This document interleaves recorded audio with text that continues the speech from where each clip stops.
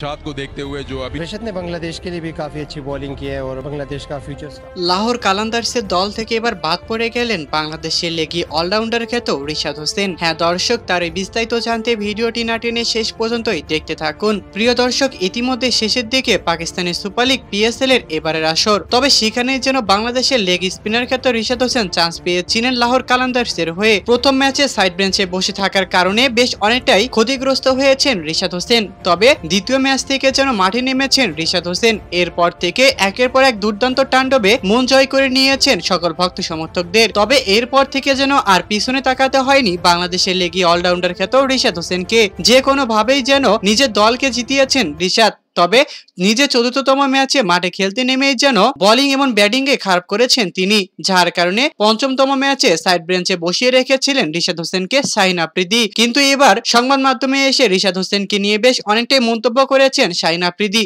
তিনি বলেন, আমরা রিশাদ হোসেনের চাইতেও ভালো বলার পেয়েছি, তাহলে এবার রিশাদ হোসেনকে কেন আমরা মাঠে নামাবো? এবার আমাদের একটি ধারণা, রিশাদ হোসেনকে আবারও দেশে ফিরাবো।